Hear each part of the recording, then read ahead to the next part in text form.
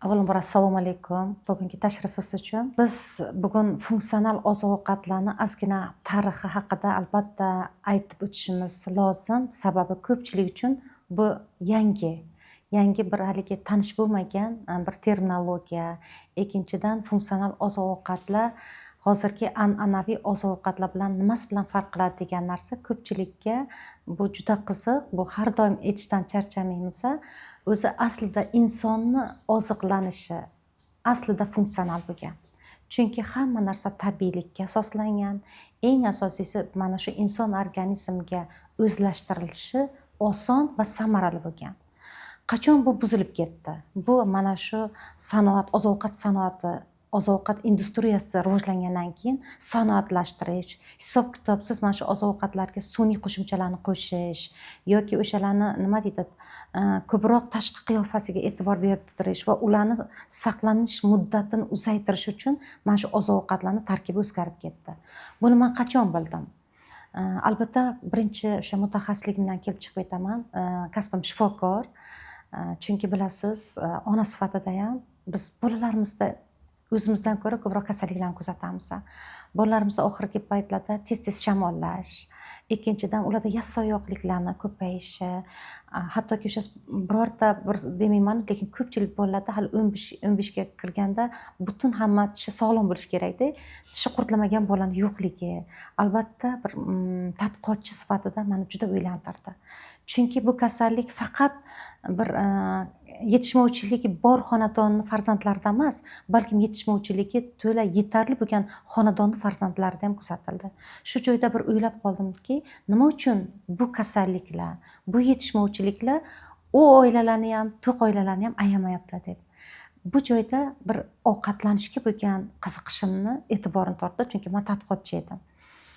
Biz o'rganib ko'rsak, mana shu oziq-ovqatlarimizni tarkibiga dars ketganini bilib qoldim. Shundan keyin demak, bizda ovqatlarimiz ancha tabiiylikdan o'sha sun'iylikka o'tib ketganligini, oddiylikdan murakkablikka o'tib ketganligi meni birinchi navbatda mutaxassis sifatida, ikkinchidan bir ona sifatida va o'z burchimni bir shunchaki men shifokor bo'lmaganligim, bu mutaxassisligimni Alloh menga bekorga bir taqdir etmaganligi, bu borada ishlashim kerak ekanligi bir ichimga bir tinchlik bermadi. Keyin biz mana shu oziq-ovqatlarni o'rganib chiqsak, mana shu bizning un mahsulotini tarkibidagi ovqat to'la olib tashalganligi hozirgi kecha kunduzda yosh bolalarni ham semirishga olib keldi. Chunki biz O'zbekistonda eng ko'p iste'mol qiladigan mahsulotlarimizdan biri bu un mahsulotlari. Aynan ana shu un mahsulotlari tarkibida mikroelementlarning yetishmovchiligi va ovqat tolasini kamayib ketishi ko'proq o'sha glyukozani, un tarkibidagi glyukozani so'rilish tezligini oshirishini, buni glikemik indeks deydi. Mana shu so'rilish tezligini oqibatida ko'pchilik hozir nonni semirish kelib chiqargan deb ko'pchilik o'zini nondan tiyib qo'ydi. Lekin nondan tiyilish nonni yeyishdan ham ko'ra ko'proq fojia. Qaysi ma'noda? Agar mukammal un bo'lsa, undan kechish o'ta tana uchun fojia. Nega desangiz, ko'pchilik ozishni istaydi, lekin qorin sohasini ozdira olmaydi. Bu ichak endoekologiyasi, mana ichaklarning faoliyati uchun o'ta bir fojia hisoblanadi. Sababi bizning bu evolyutsion ovqatlanish. Evolyutsion ovqatlanishga bir ta'rif berib o'taman. Evolyutsion ovqatlanish bu insoniyat yaratilibdiki, har bitta millatning o'zining ovqati bor. Bizda masalan un mahsulotlari, deylik, masalan Yaponiyalarda guruch mahsuloti, ular doim iste'mol qiladi. Amerikada masalan amaranti yoki o'sha Lotin Amerikalarda kukuruz unlari. Deyarli har bitta davlatda o'zining evolyutsion ovqati bor. Aynan biz eng kerakli mikroelementlarni mana shu o'zimizni doimiy evolyutsion ovqatdan olganmiz. Agar siz bananni yesangiz 7% so'rilsa, nondan 100% so'riladi. Shuning uchun bir kunda 3 marta non yesangiz ham joningizga tegmaydi. Eng yaxshi ko'rgan narsangizni ham kunda emas, 3 kundan keyin joningizga tegib qoladi. Bu nima uchun? Ichaklar mana shu million yillar davomida aynan shu ovqatlarga ferment tizimi moslashganligidan dalolat hisoblanadi. Biz mana shularga bir chuqur bir izlanish olib borib, O'zbekistonda mana shu funksional un va funksional sut mahsulotini yaratishga muvaffaq bo'ldik va O'zbekistonda birinchi marta buni ishlab chiqarishni yo'lga qo'ydik. FM Food kompaniyasini Greenleaf korporatsiyasiga qo'shilishida qanaqa strategik hamkorlikka mo'ljallagansiz? Greenleaf korporatsiyasi bilan FM Food nega hamkorlikni o'rnatdi degan savolni bir atroflicha o'rganib chiqishimiz kerak. Greenleaf bu xorij, ya'ni Xitoy Xalq Respublikasini bir juda katta korporatsiyasi. Bu korporatsiya albatta aytib o'tish kerak, o'sha eng yuqori texnologiyalar, zamonaviy standartlarga javob beradigan texnologiya asosida mahsulotlarni ishlab chiqaradi. Uni ekoligi, uni tan olinganligi albatta tahsinga sazovor. Bu faqat bitta o'sha farqi tarmoq orqali sotiladi. Ya'ni o'sha insonlarni ongigacha yetkaztirish, bu mahsulotning tozaligi. Bizni maqsadlarimiz bilan bir mushtarak. Bizni mahsulotimiz esa tabiiylikka asoslangan, ikkinchidan inson salomatligiga yo'naltirilgan va doimiy iste'mol qilinadigan mahsulot. Bu mahsulot oddiy mahsulotlardan farq qiladi. Biz masalan hozir Greenleaf bilan mana shu Evrika pechenyalari bo'yicha hozir hamkorlikni o'rnatdik. Bu shunchaki pechenya emas. Bu oddiy pechenya emas. Bu pechenya bu ham dori, ham ovqat bo'ladigan. Bu uchun bitta reklamani o'zi yetarli emas edi. Chunki buni inson ongiga yetkaztirish uchun aynan mana shunaqa tarmoq sotuvi bizni rejamizda bor edi. Shu ma'noda biz Xitoy Xalq Respublikasi tashrifimizda aynan mana shu Greenleaf korporatsiyasini hozir O'zbekistondagi koordinator bilan hamohang ish olib borayotgan 5 yulduzli status xonim Dilbarxon bilan shu joyda uchrashganimizda ular bu mahsulotimizga juda katta qiziqish bilan e'tibor berdilar-da, shu mahsulotni Greenleaf korporatsiyasi orqali sotishni taklifini berdilar. Biz albatta o'z kollektivimiz bilan buni o'rganib chiqdik. Chunki biz uchun birinchi navbatda chiqargan mahsulotlarimiz insonlarga yetib borish. Bizning bosh maqsadimiz ham shu edi. U eng ishonchli yo'l bilan borish kerak edi. Chunki ko'chalarda qilingan hozirgi o'sha turli xil ijtimoiy tarmoqlardagi targ'ibotlar, bilasiz, ham sifatli, ham asosli, ham asossiz mahsulotlar hozirgi kunda reklama qilinyapti. Odamlarning ishonchsizligi ortib borayotgan bir paytda aynan tarmoq sotuvi biz uchun to'g'ri kelib qoldi. Biz shu orqali Greenleaf korporatsiyasini liderlari bilan ularni qanchalik bu borada insonga ta'sir qilish mahoratini ko'rdik. Biz uni kuzatdik, o'rgandik. Demak, ular inson ongiga mana shu mahsulotni sifatli ekanligini va ishonch uyg'ota oladigan bir kadrlar armiyasi shakllanganiga ishongandan keyin biz mana shu hamkorlikni o'rnatdik. Hozir ko'p masalan eko yorlig'i bilan chiqayotgan mahsulotga to'la hamma joy, lekin hammasini ham tarkibini o'rgansangiz aslida eko bo'lib chiqmaydi. Yashang. Shu Greenleafda asosan ishlab chiqarilayotgan mahsulotlar ekoligiga siz qiziqdingiz, demak, ishonch odamlarda shakllanib bo'lgan. Greenleafga nisbatan demak, oziq-ovqatni olib kirsa, bu yana ham bitta yuqoriga sizga ham foyda, ularga ham bo'ladi. Shunaqa bo'ladimi? Tayyor ishonilgan narsaga kirish sizga muhim bo'ldi. Birinchidan bu xalq genofondi, millat salomatligi uchun yaratilgan oziq-ovqat edi.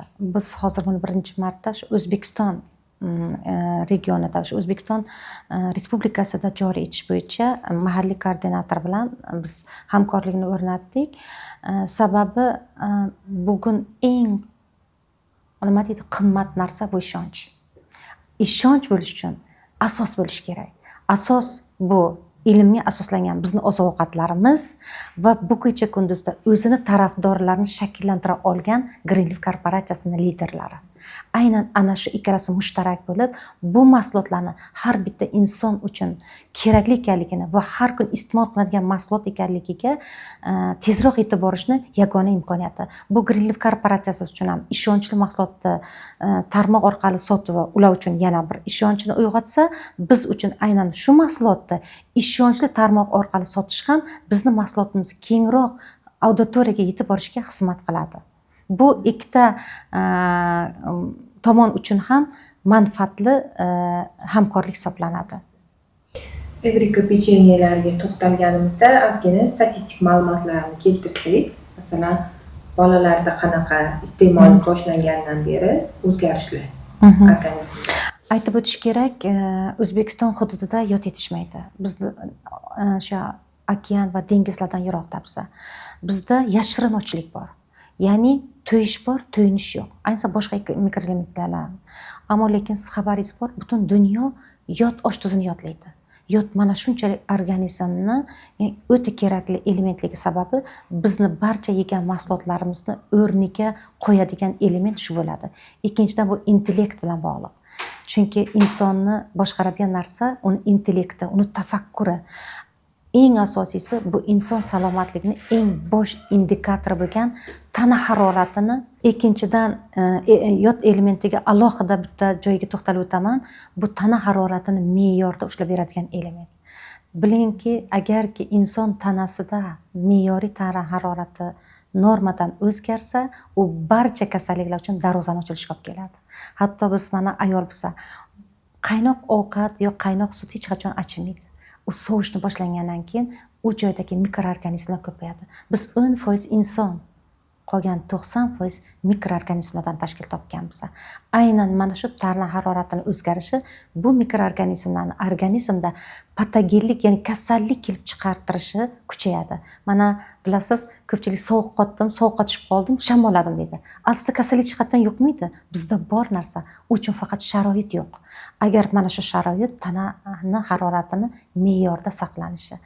Aynan bu mahsulotni ayniqsa bolalar birinchi navbatda ular bu narsaga shunchalik muhtojligi borki, chunki bola 18 yoshgacha fermentlar tizimi shunaqa gurkirab ishlaydigan davri. Qizlarni, ularning o'sha reproduktiv salomatligini, ertaga farzand beradigan, reproduksiya beradigan organlarni, jinsiy shu tuxumdonlar, urug' hujaylarini yetilishi uchun o'ta normal tana harorati talab etiladi. Ikkinchidan bu bolalarni o'sha jismoniy rivojlanishiga katta ta'sir qiladi. Ikkinchidan ular qaysi davrda? Bilim oladigan davrda. Ularni o'zlashtirilishi uchun ham yod o'ta muhim hisoblanadi. Chunki hozir ko'pchilik ota-onalar shikoyat qilishadi, bolamga hamma sharoit qilib berganman, ammo lekin esida qolmaydi deydi. Esda qolishi uchun unda o'sha mikroelementlar tizimi yaxshi bo'lishi kerak. Shulardan eng asosiysi bittasi yod. Biz yakka holda yod ajratmoqchi emasmiz. Yod bilan boshqa elementlar ham kerak, lekin ular uyg'un bo'lishi kerak. Ayniqsa Evrika pechenyasida aynan ana shunday narsa bor. Buni tarmoq orqali ota-onalar ongiga yetkaztirsa, ota-ona bir kun bolasiz kasal bo'lganda millionlab pul yo'qotgandan ko'ra, mana shuni har kun ham qorni to'yadi, ham mikroelementni oladi, ham ichak faoliyatini yaxshilab boradigan Evrika pechenyasini o'zini kundalik iste'moliga kiritishiga men aminman. Keyingisi bu homiladorlar bilan emizikli ayollar. Ularni tanasi ancha dori vositalaridan yiroq bo'lishi kerak. Chunki shu yoshda onalarda buyrak yetishmovchilik bo'ladi. Hattoki eng normal onada ham, sog'lom onada ham eng oxirgi oylarda homiladorlikni shishlar kelib chiqadi. Bu o'sha homilani tabiiy ravishda buyrakni siqishdan kelib boshlanadi. Endi tasavvur qiling, ona organizmga yot bo'lgan dorilarni ichib yuribdi. Uni buyragi har bitta iste'mol qilgan narsasini elementgacha ajratadi. Aynan bu buyrak faoliyatiga mana shu ta'sir qilgani uchun oxirgi paytda mana shu kesarev orqali, ya'ni xirurgik bolalarni tug'dirtirish ko'payib ketganligi sabab onani saqlab qolish uchun ham bolani saqlab qolish uchun shu yo'l tanlanyapti. Bu nima uchun? Eng mana shu reproduktiv organlarda bosh vazifani bajaradigan bu buyrak bo'ladi. Buyrakni sog'lomligini saqlash uchun homilador ayollar faqat sog'lom. Eng kerakli elementlarni ham aynan oziq-ovqatdan olish kerak bo'ladi. Bu natijasini beryapti albatta, ayniqsa qizlarda, bolalarda, homilador va emizikli ayollarda Evrika pechenyasini o'zini bir nima deydi, odamni quvontiradigan natijalarni beryapti. Buni iste'mol qilgan inson borki, o'zini ichagida faoliyat sezyapti. Bu albatta g'alaba. Qaysi ma'noda g'alaba?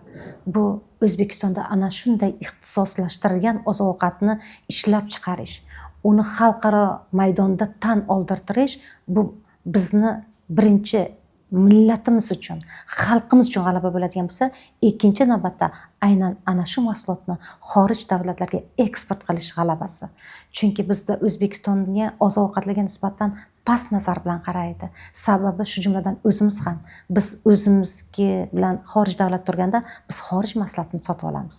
Buni hech qachon yashirmasdan aytish kerak. Bizni ishonchimiz xorij davlatiga ko'proq. Lekin vaqti soati yetdi. O'zbekistonda yetishtiriladigan oziq-ovqatlardan tayyorlanadigan mahsulotlar har qanday xorij mahsulotlardan raqobatbardoshlikda o'zib ketadigan mahsulot. Biz buni ilmiy asoslariga iymon keltirtirib va buni tasdiqlangan holda bunga o'zimiz guvoh bo'ldik. chunki biz mana shu fotosintezni kulminatsion nuqtasida joylashganmiz. Bizni mahsulotlarni ozuqaviy qiymati yuqori. Bizni mahsulotimiz Evrika pechenyalari aynan mahalliy yetishtirilgan tabiiy mahsulotlardan tayyorlangan. Biz xorij mamlakatiga qaramlik joyimiz yo'q. Bu mahsulot dunyo yuziga chiqishiga aminmiz. Chunki har qanday mahsulotni olqishlarga, o'shani e'tirofga sazovor bo'ladigan narsa har bitta tana gapiradi. Buni faqat davomiylik iste'mol qilgan inson natijasini ko'radi. Bu mahsulot ixtisoslashtirilganligi uchun ham har kun iste'mol qilinadi va jonga tegmaydi. Chunki buni asosi bizni o'sha evolyutsion oziq-ovqat bo'lgan un mahsulotdan tayyorlangan. Biologik faol qo'shimchalarga ko'pchilik hozir ishonib qolgan, ya'ni yeydigan ovqatdan baribir kunlik vitamin normasini ola olmaymiz deb. Aksariyat odamlarning fikri hozir shunaqa. Evrika pechenyasini masalan kunlik dozasi bormi deyiladi.